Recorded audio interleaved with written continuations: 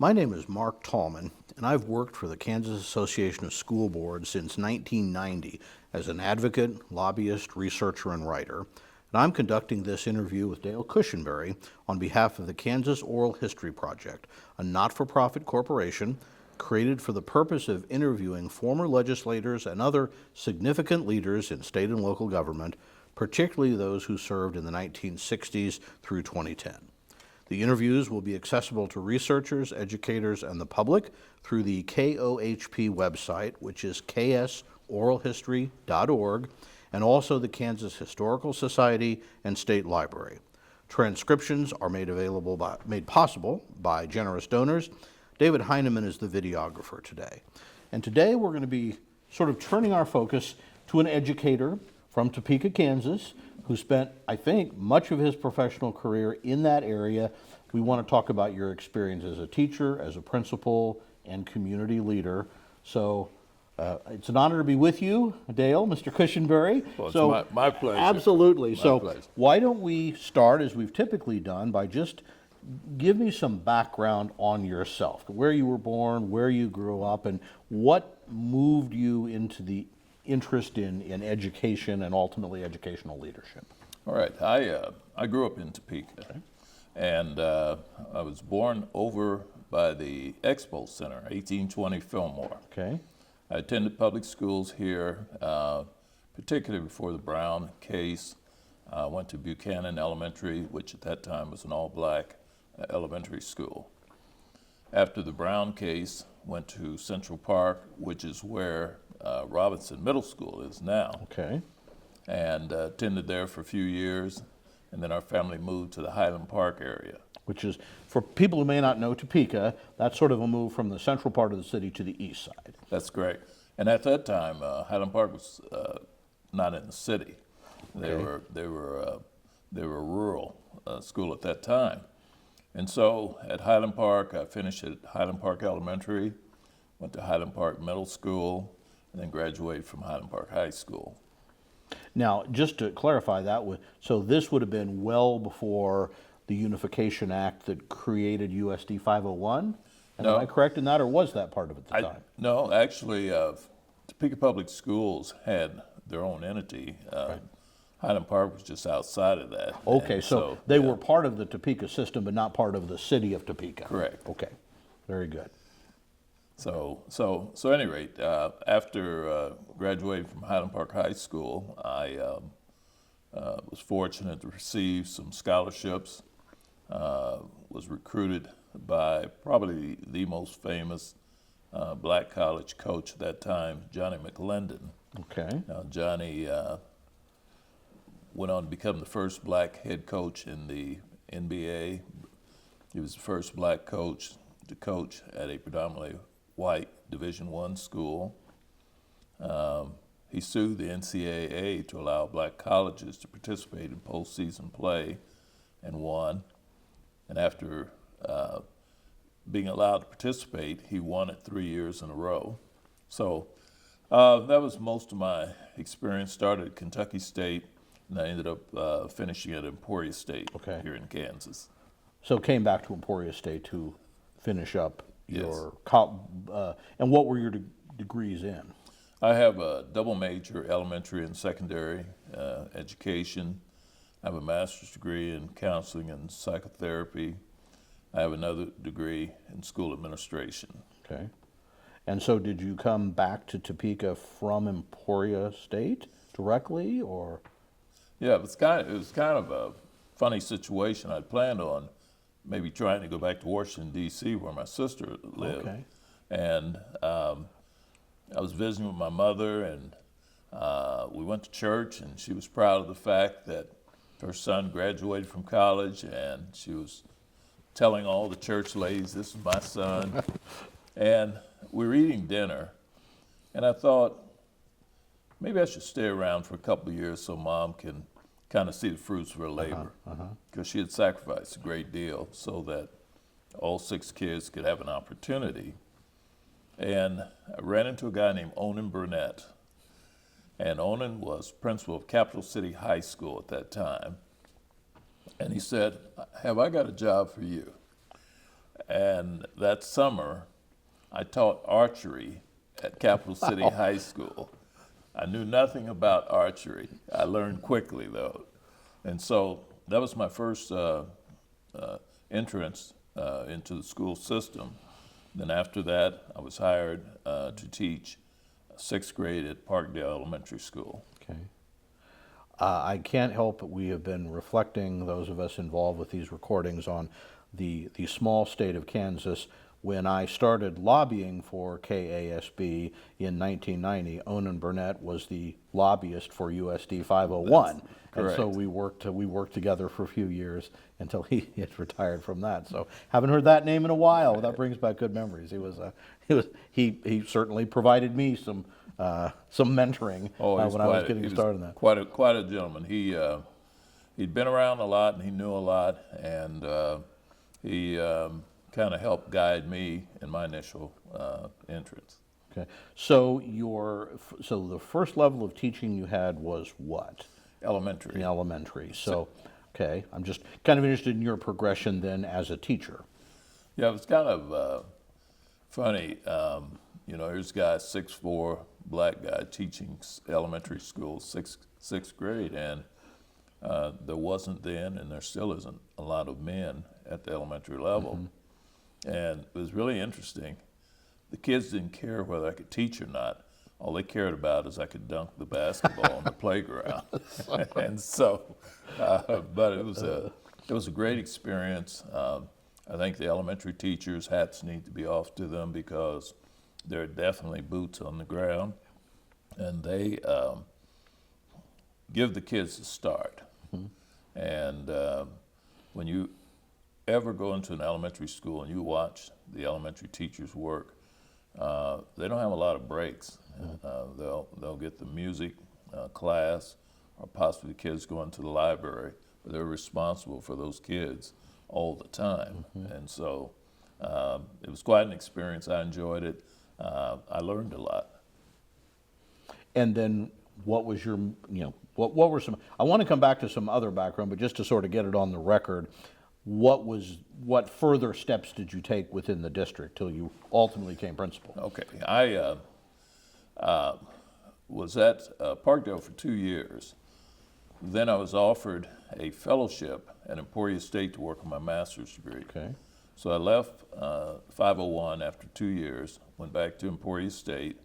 I was assistant basketball coach under Ron Slaymaker at Emporia State. I finished my master's degree, and then I came back to 501.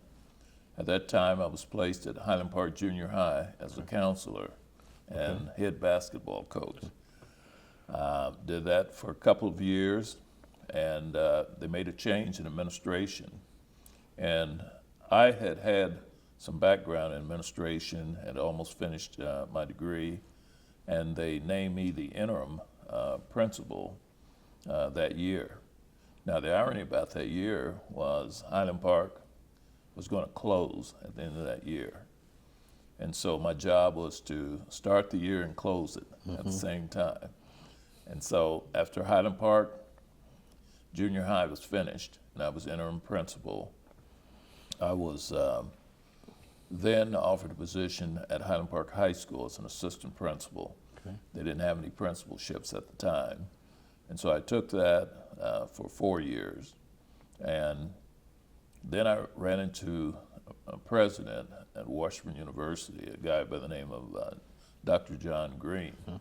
I was in a meeting, and we were having a discussion, and I got a call from him 2 days later asking if I had any interest in working at Washburn University.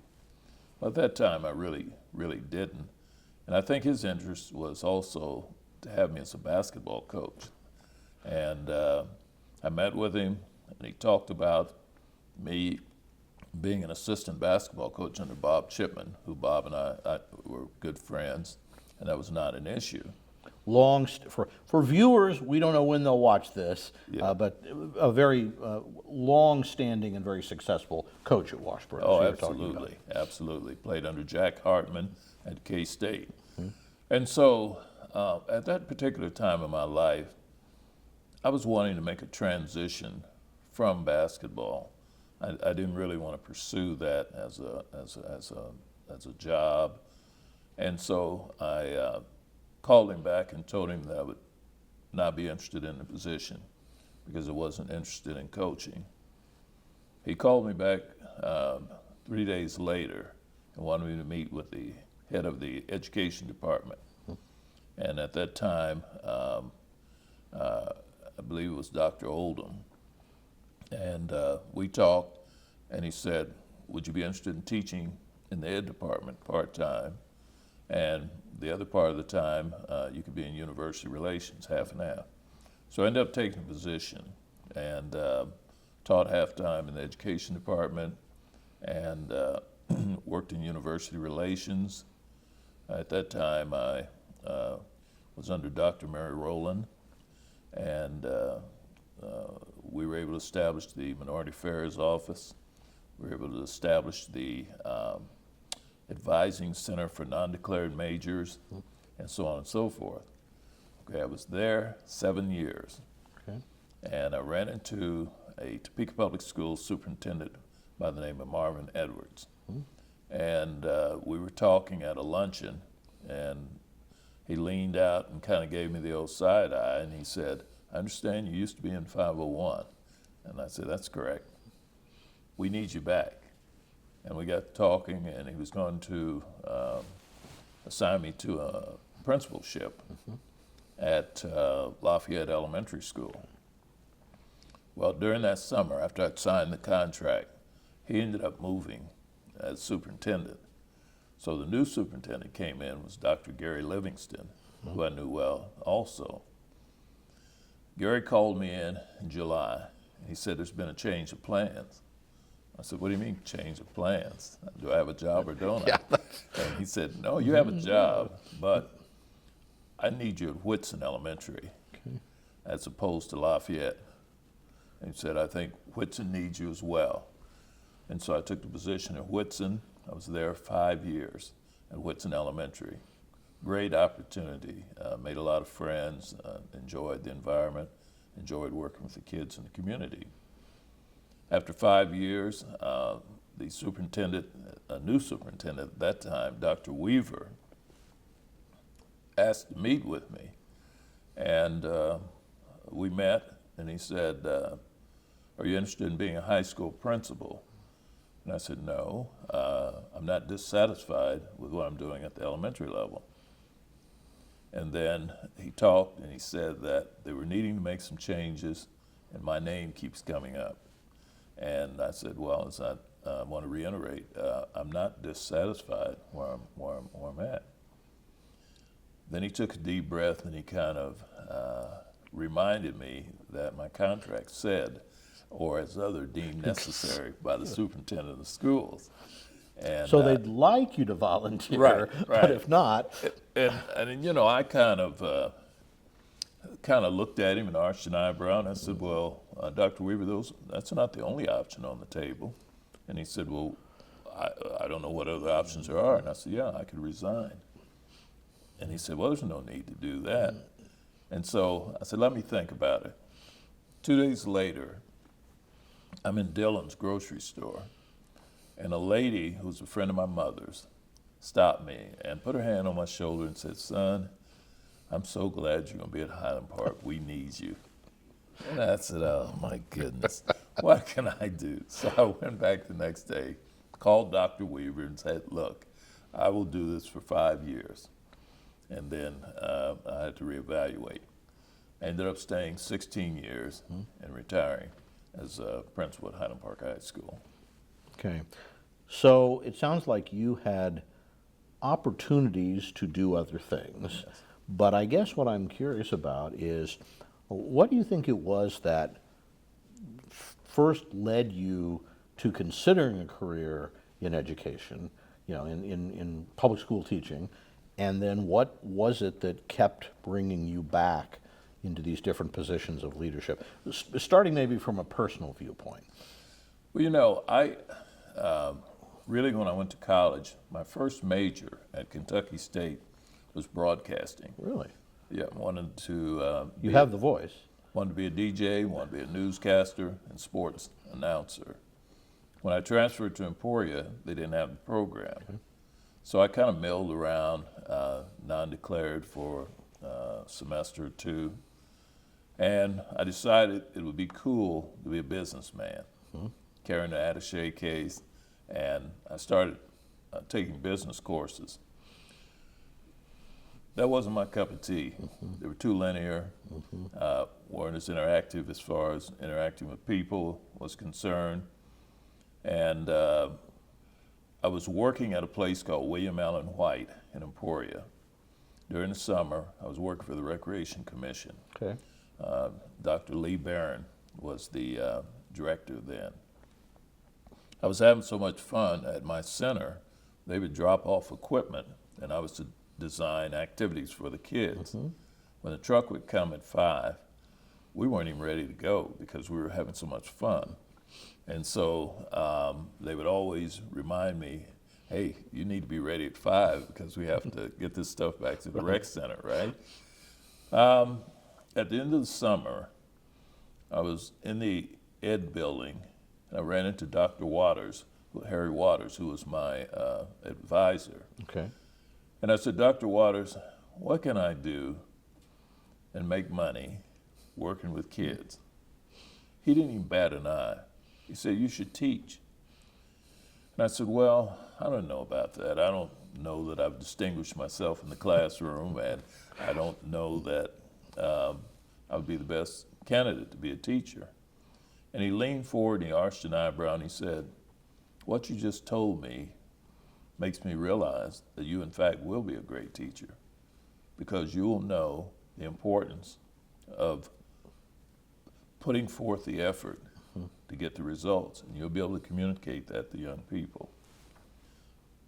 Signed up for the education department and never looked back. So it wasn't a, well, from the time I was a kid, I knew I wanted to be a teacher, so not at all. It was more of a circuitous route to get there. Well, so then, okay, you obviously got your education, got the degree, got the job. What were your first days or months or years like actually being a teacher? To be honest with you, my first days and years were a learning curve for me. People talk about teaching when you sign the contract, but you really actually learn a lot. And so between the teaching and learning from the kids, learning about learning styles and so on and so forth, it was a learning curve. And to be honest with you, when I retired, I was still learning. I was learning from the kids, I was learning from the teachers, I was learning from my colleagues. And I believe that if you're a true educator, you never stop learning. So one of the purposes of this series of interviews is to, really talk about or try to identify some of the big changes or the big themes that has happened in Kansas education, and that probably reflects national education over the past decade. So, you have, I'm just going to tick off a couple things that come to mind. Okay. As a student or professional, you've been through desegregation. Okay. You have been through, I guess, whatever we would call the upheavals of the 1960s, some of those things that happened, introduction of special education, the whole broad effort in education to become, more, for want of a better word, inclusive, to reach more kids, to broaden more. I mean, that's one of the things we've talked about is a theme of education trying to expand its reach to help more students at a time when more and more students are facing challenges. So you've seen a lot, and I guess I'd ask you to kind of, in whatever order you want, kind of reflect on what have been maybe what has driven or some of the results or the challenges of some of those big changes that you had the chance to watch over your career. And to throw in that group, No Child Left Behind, and some of those initiatives that Yes. you know so well as well. Sometimes I think in education, in our efforts to get the boat to a certain destination, that all the oars in the water aren't going in the same direction, and so the boat sometimes kind of circles and spins around. If you ever want to stump the panel in education, walk into a room of educators sitting at a dais or in a room and play the old Columbo Peter Falk, put your hand on your forehead and say, I'm curious, what is the function of education? You would hear crickets. Mm-hmm. And then a few voices would venture forward and say things like, well, you need education so that you can advance yourself in life, you can get a good job, and so on and so forth. And most of the conversation will be centered around that type of discussion. When I was teaching at the college level, I used a paper by a guy from India named Cushinberry, and the title of his essay was, What is the Function of Education? The short of it is education something that we learn some body of knowledge so that we can get a job, so that we can fit in some divot in society, therefore becoming dull, weary, and stupid? Or is it to take a body of knowledge combined with understanding life and all of its subtleties, therefore, when put together, makes us a truly learned or educated person? Well, I think it's the latter.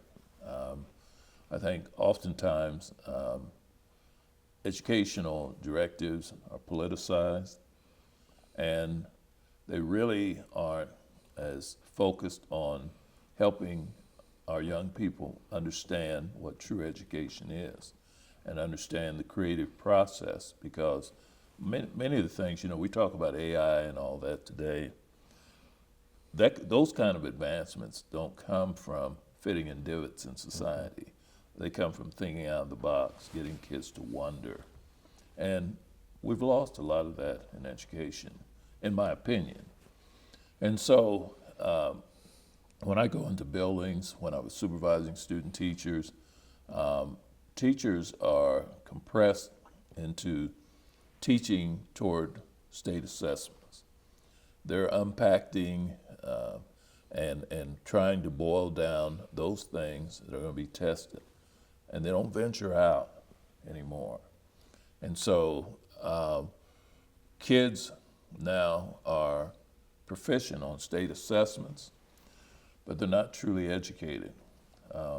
I can pretty much coach any kid that has any mental capacity to be proficient on a state assessment. All I have to do is unpack those things that are going to be tested. All I have to do is double dose them in areas that they're weak, whether it's reading or math. But what are the trade-offs? Well, I end up taking them out of art, end up taking them out of music, so on and so forth, so that we can accomplish this goal. And somebody's going to reflect and say, that Dale Cushinberry is a heck of a principal. 76% of his kids were proficient on a state assessment. They are really learning at that school. And it's further from the case. And so, I think about things like that. Now, here's my premise about kids.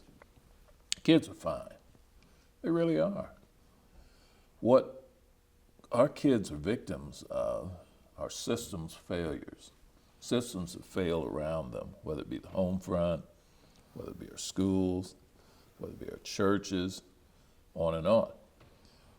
I'm mentoring a group of kids at Highland Park High School, young men, and people kind of warn me that, hey, I don't know what it's going to be like. These kids don't seem to be interested in much. They're more interested about the feud between Kendrick Lamar and Drake than they are about the world situations and so forth. And I said, that's fine, because I have a belief. I will take you where you are, then escort you to where I want you to be.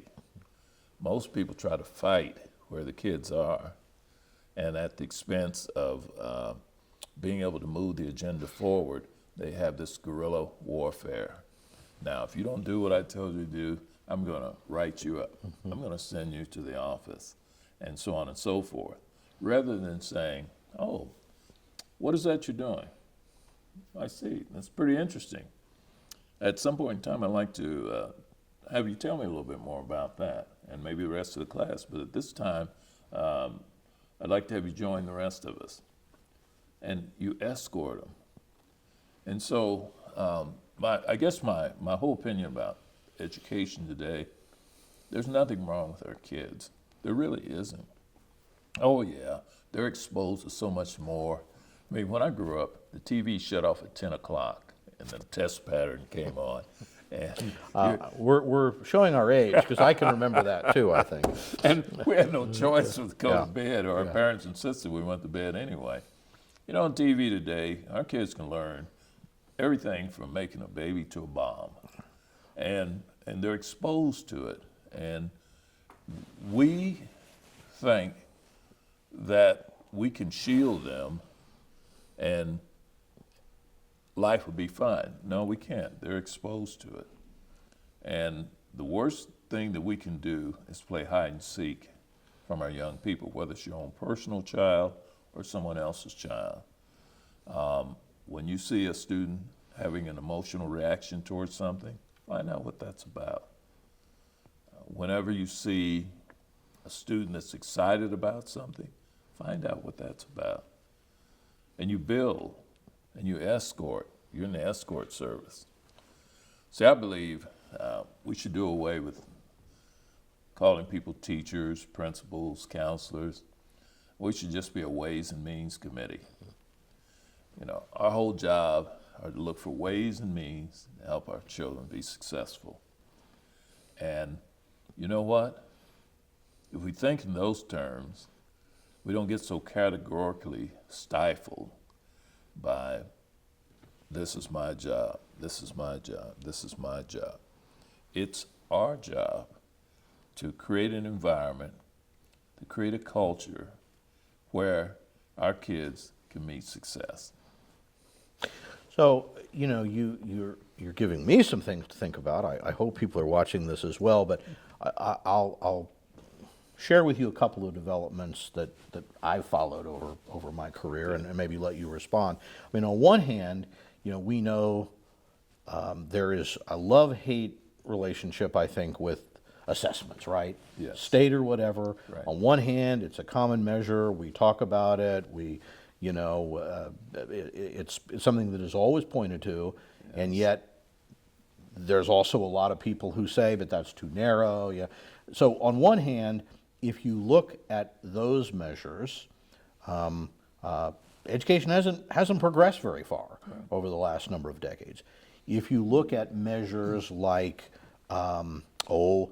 graduation rates, for example, college attendance, just the overall level of educational achievement in the long term over decades, you know, has been improving. We've never been higher. And some of the gaps that we look at, racial, gender, those things, while they may still exist, they have been closing. That, I guess you could argue, is a success story. And yet there continues to be concern that despite that progress, we do still continue to have gaps, right? I mean, we know low-income kids in general tend not to do as well. You know, some racial groups, whatever you put on the table. So there's kind of, and maybe it's always been this way, so how well are we doing and what should we be doing about it? You spent a lot of time in a school with a lot of those challenges, probably more than your share around, you know, poverty and some of those issues. So, you know, so again, I'll sort of kind of put that question over your career. Did we get better? Did we try harder, but there's more things working against us? Or, you know, I guess if you were to look back at Kansas education or Highland Park education 20 years ago, 30 years ago, and in the system, and where we are now, what's gone well, and maybe what hasn't, or where do we still have the most work to do? Well, I think that's a interesting question, and it's kind of a loaded question because it's kind of cyclic in the sense that what I found as a principal is that you're only as good as your last satisfaction. You can raise, they used to give out a state report card, and you use that as kind of a barometer to affect different groups in your school that are low in reading or whatever, SES factors and all that. Right. And what I think happened, in part, because there are some real school successes, and I'll tell you about one. I think people were under so much pressure to raise the calibers of their schools. I think sometimes we're a little creative with the numbers. Now, I know people watching are going to say, how could he say that? I'm being realistic. And I know that when people are under pressure, that sometimes we don't always report it all, or we report what gives us the face value that we want. When you look, but to answer your question, it's not fair to say that we haven't made any gains, because I've been in places where teachers are really teaching up. You know, I used to hear coaches say, well, I coached him up, that's why he's better. You know, I coached him up. And teachers are down low working hard, and they're taking a kid. Where I have my discontentment with schools and measures is I don't like letter grades, A, B, C, D, because sometimes, and it depends on teachers, sometimes they're inflated and sometimes they're not. I want to look at something that talks about mastery. And if I could develop a grading scale, it would be from 0 to 7, 7 being mastery, 0, you got work to do. So that when you as a parent come to the school and have a parent-teacher-student conference, that I can talk to you and say, well, you know, your son, John, he's at a 4, and mastery would be a 7. We think if we can get him in that 5, 6 range, that he is more than capable of going to the next level and being successful. These are some of the strategies that we're using to help him get to that level. What questions do you have? Mm-hmm. That's a different conversation, and your son has a B, and that's a pretty good grade. Mm-hmm. It's not descriptive enough for me. Right. And so and I know when you say that, unfortunately, there are some educators who use grades as a punitive tool as opposed to a growth tool. But I think at the end of the day, we're talking about mastering. And are you capable to go to the connector flight and have success because you have the foundation? And that's, and grading to me also is, as a teacher, what I realize, and myself included, poor test taker. You know, you slide the test in front, and you may have so-called studied or looked at the book for an hour, or whatever you do, and you just can't quite get it out. But you should use different artifacts to assess student performance. You know, it could be a project, it could be an oral thing, and so on and so forth. And I don't think we do enough of that. I think we are still stuck on the paper assessment. Mm-hmm. And we know that there are a number of kids that are in our purview who struggle with that type of assessment. So, you know, in your, again, most of your career, you've been very much sort of on, you know, you in the trenches, I guess was a term we could say. You've worked directly with students or the teachers teaching them, their parents, part of your community, and having lived in Topeka for many years, I mean, you know, you're very well known in this community. I guess I'd ask you to reflect a little bit, both from your personal experience and then maybe if you can generalize a little bit more. What is the relationship, or should be the relationship, between the public school and kind of the community at large? They should be as one. You know, our target goal as a community is to build a bridge for that student or students. Mm-hmm. And no one of us is as smart as all of us, and no one of us has all the answers or resources. but collectively, when we rise to a higher level of collective purpose, then we tend to do a better job. Now, relationships are essential, whether it's teacher, student,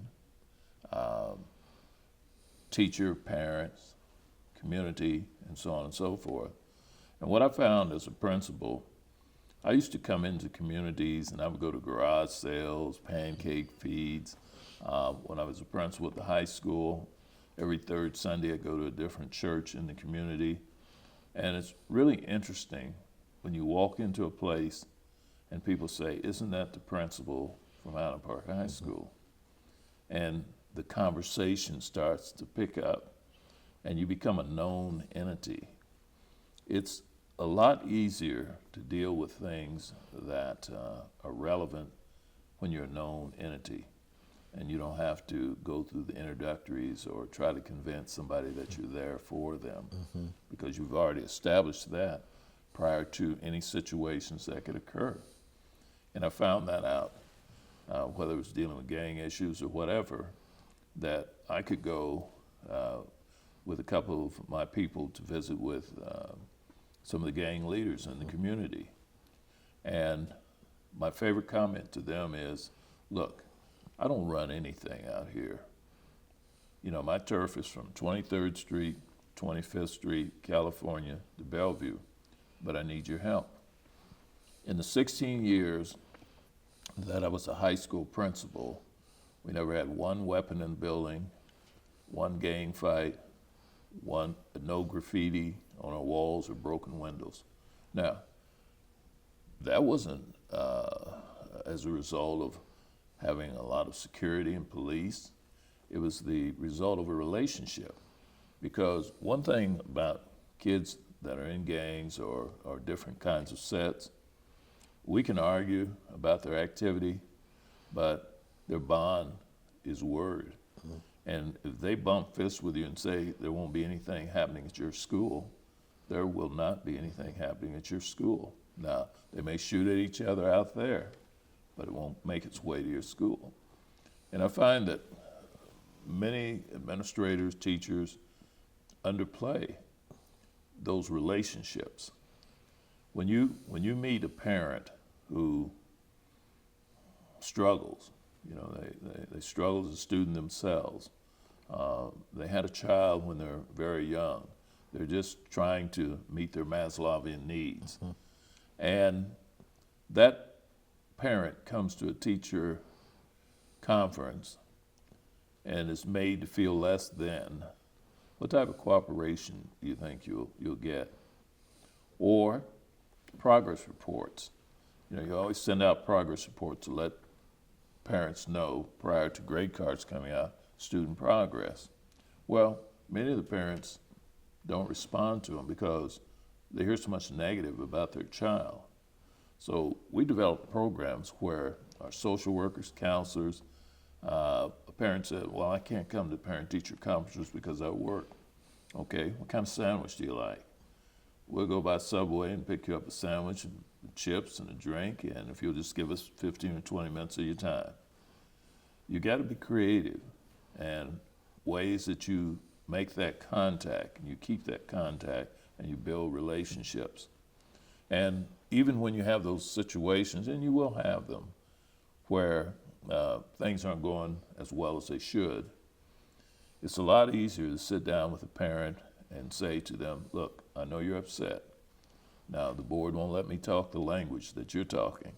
In order to heal this, we're going to have to talk the same language. Would you like some coffee?" Redirect the anger. And that person will ultimately calm down and you'll get on with the matter at hand. What the matter is, they're frustrated too. And they want their child to do well, but they don't seem that anybody's giving them a lifeline. So when you reach out and give them a lifeline, you compliment them and say, "Look, what you're doing is very difficult, and we want to let you know we appreciate what you're doing. Tell you what we're going to do. We're going to need to work together." And you turn to their child and say, "John, Mom and I have been talking, and you've been listening. Here's the situation. Mom has you part-time. We have you part-time. but you have you all the time. So you're going to have to start doing more. Is that going to be a problem? And you build that contract with that young person. And then on every Friday, they have to come and see me and let me know how they're doing. We've saved and moved forward a lot of kids through that process. Now, does it take some effort? Sure. But if you're in it to win it, you don't mind putting forth the effort. And I always tell teachers when they are seeking to come to Highland Park, and I tell them all the factors, we did make AYP, we've got this and we've got that, we have some challenges. Are you still interested in the job? Because at the end of the day, there are going to be days where you're going to outrun your deodorant, and it's going to be down and dirty. And I just want to let you know that up front. So if you need to think about it overnight and let me know in the morning, feel free to do so. A point of clarification for our viewers is AYP stands for Adequate Yearly Progress, Right. which was an artifact of the No Child Left Behind, Yes. but it was very much sort of based on the idea of what is sort of the minimum test score progress Yes. you could make. Right. One of the things we know is that schools with more kids with more challenges tended to have, harder to reach that. Yeah. And so our, schools with greater percentage of those populations tended not to do as well. Of course, that's one of the things when No Child Left Behind was finally abolished. Many people felt that was a problem with, but it does bring us back to this question of what is the holistic way to evaluate schools and what they're doing, and how much can you fairly ask, I guess, the school to do, and how much of it are things because the school can't control everything. Right. So, I'm interested. One thing I guess I'd just like your opinion on. It seems to me, because I've been sort of observing education issues since, probably the 80s, generously speaking, a little bit even when I was in school.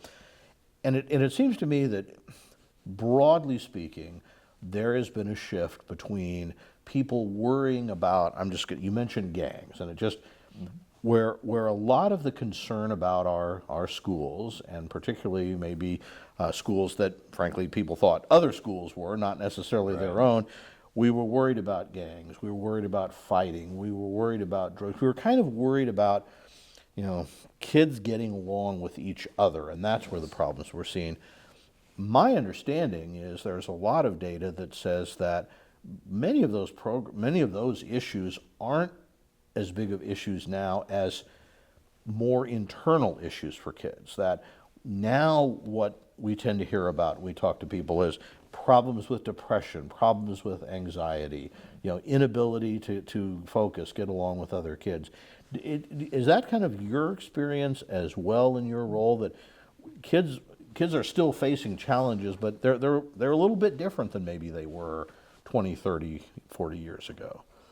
Not only are there some differences, but the manner in which they handle, the methods in which they're using to handle them are increasing. Suicide's on the rise. And what people don't understand is suicide is a coping mechanism. It used to be in the day to get on the side of the teacher, you bring the teacher an apple. And the teacher, oh my, this is great, you're a good young man. And it was an effort to be on the side of the person who dispenses the power. Right. There were other methods that were used when students who were academically superior, they would get recognized. And I always remember in schools, they would have the pre-spelling test on Wednesday, and on Friday they would have the main spelling test, and what you got on Friday is the grade you got. And so there were a couple of us that struggled a little bit with that little IE thing, getting that mixed around. And so often we wouldn't get 100%, but we'd have to sit there and watch those kids who got 100% go forward and get some candy.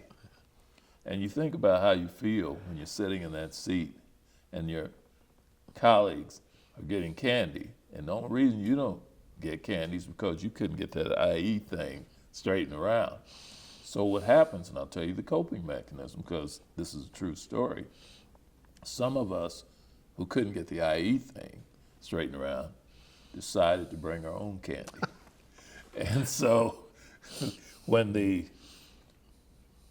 spelling relays, is who I like to refer to them, started, and she would go to the first row, and all those who got them all right, stand and come forward.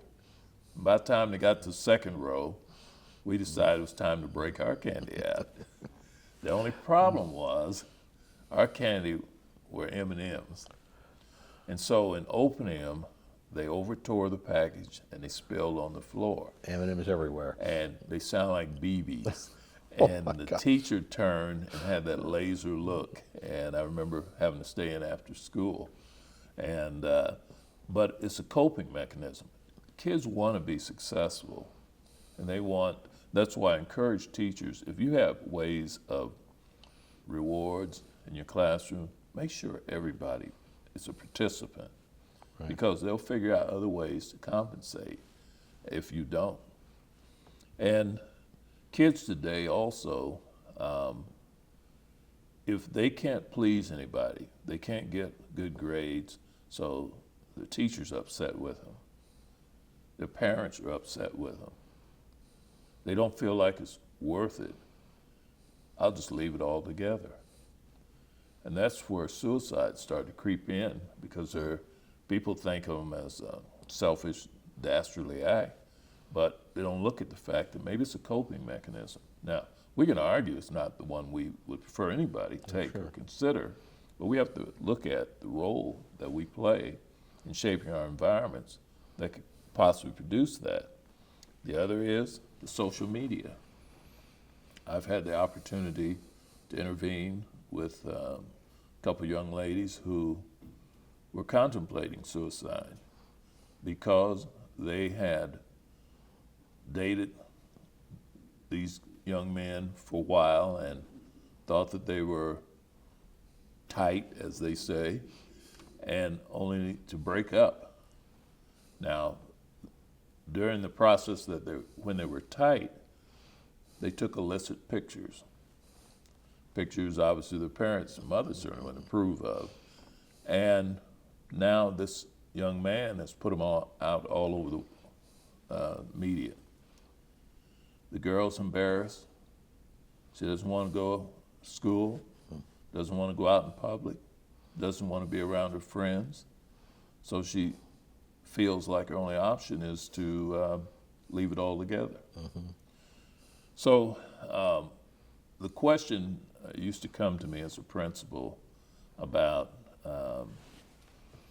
did I ever go into my children's room and look around and so on and so forth? And my response was yes. Now, I didn't go in my daughter's rooms and rifle through the drawers and so forth, but if you're in touch with your kids, if you walk into that room and just stand, and like a fan just kind of oscillate, if you do that regular enough, that room will tell you something. And that's being in touch. The other, bringing it forward, is about the computer. And now, let me also tell you, with my kids, you can be upset. You have a right to be upset about certain decisions your parents make. But you're not going to slam doors. You're not going to lock yourself in a room. You're not going to act the fool. And before we go to bed, we need to talk. Mm-hmm. Okay. So what we end up dealing with is a situation where kids do lock their parents out. And they get to the point where they feel like it's not worth it. Huh? And the point that I want to make about computers today, if I had a child, they had a computer, yes, I would look on the computer. You know, it used to be you had to go out where the creature was. Your parents would tell you, don't go to this night spot, or don't do this, or don't do that. Well, now they can bring the creatures to them. Yeah. And so, with that being the case, do you value your young people? See, I look at money, and I notice how reactive people are with money. I mean, you went to top of the Capitol building and just flung a sack of money off the top. Man, you're talking about a mad scuffle down below. Well, then why aren't we that interactive about our kids? Because they are our money. And I used to tell my daughter, who would get upset, well, Dad, why is it that when a guy comes to pick me up, he has to come inside? I said, good question. I said, because I value you. This guy drives up, honks. I can't even see him. I don't know who he is. And if you turn up missing or something happens to you, we don't even have a reference point. I said, I value you. You're my money. You know, when I go to a bank and ask for a loan for $10,000, they just don't say, oh yeah, sure, go back and bring me out a sack of money. They ask a lot of questions. Why? Because they want their money back. They value the money. So to the people out there, we need to place the same value on our children and the same process that we go through to take care of our other wealth with our children. You know, I want to note that you're certainly correct that we have seen a long-term increase in youth suicides, but I've actually done a little bit of research, and in the last 4 or 5 years, we've actually seen a decrease in numbers and rate in Kansas, and I think that has in part come about because there was so much concern about the very things you're saying, and many schools really tried to respond to that. And once again, sometimes that can be controversial because, well, why aren't you focusing on test scores? And schools were doing things to try to deal with the issues that you were mentioning, and at least in that sense, it looks like there has been some positives. So that's a statistic, not to minimize the long-term increases that we're seeing that could certainly still be out there, but at least a little bit of good news there. You have to, as a parent, as a teacher, you have to have a keen awareness like the old school teachers used to have. And I could never understand how they could see certain things and call you out about certain things. I mean, they must have had x-ray vision. They could just see stuff because they were attentive. And we have to have that same vigilance and be attentive. When I did an in-service for beginning teachers, and I told them that every kid that puts their head on your desk is not trying to make your life miserable. Because I can tell you circumstances where children have had some adverse situations at home and they got no sleep. There was so much discontentment, so on and so forth at the home front. They didn't have food. And by the time they got to school, they were just tired and upset. So they lay their head on the desk. Now, if your first response is, all right, get your head up off the desk or I'm going to send you to the office, that kid could care less about you sending them to the office because their other needs haven't been met. And pretty soon you continue to press the student. The student throws the book, curses you out. Now they've got another situation. Okay, what would have happened if you would say, hey, Linda, apparently you're not feeling well. Let me get everybody else started, then maybe you and I can talk. Give them some space. And then in that space, we start some dialogue and say, ultimately now you need to join us, but if you need some time, you certainly can have a pass to go see the counselor. That's what you need to do. You let me know. I'm going to go ahead and get everybody started, and then you and I need to talk. It's a more humane way of dealing with each other. And those are things that are harder to track over time. I mean, we can look at ACT and SAT scores going back a long time. We don't necessarily have that data, but certainly many educators that I talk to say that those problems that kids bring from home because of things they're dealing with, really have changed and gotten worse in recent decades. And so how you have an education system that can respond to those while at the same time, not making that just an excuse, but helping kids work around that is really the balance that everyone's trying to get to. And it's really more crucial today. Again, back to the old school teachers, they seem to be impervious to all the stuff outside. They were able to focus on teaching. Today's people in education are so affected by the political climate, whether you're Republican, Democrat, whatever, and they bring it into the classroom, and it affects the way they deliver the service to the kids.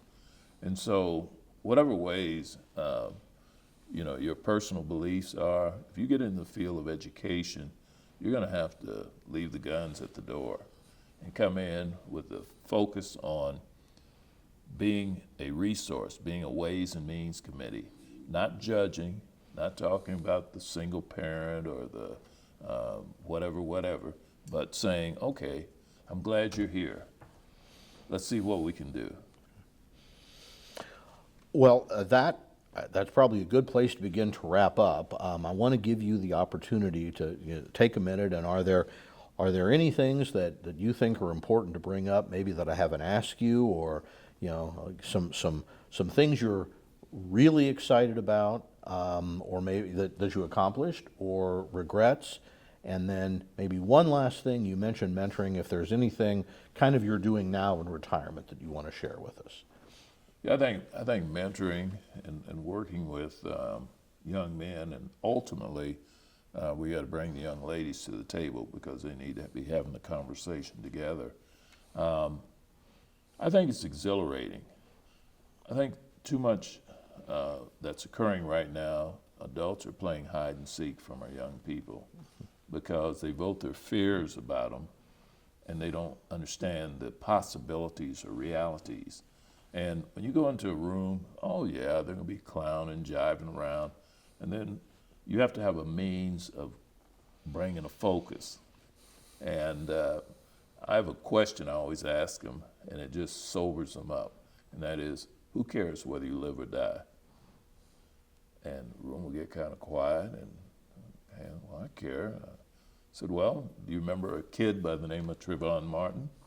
Shot and killed, and how everybody was in the streets, and this can't happen. Do you hear anything now about him? So in some people's minds, he's like a piece of paper, balled up and threw away. Is that what you want? Because if that's what you want, then keep coming to sessions like this, acting a fool, not paying attention. Keep going to your classes, laying your head on your desk, or missing classes altogether, because you will negatively devalue yourself. And one of the things, I can reach any student, I really believe. I don't care who they are, I don't care if they're in gangs or whatever. I believe that I have the ability to reach any student, and with their consent.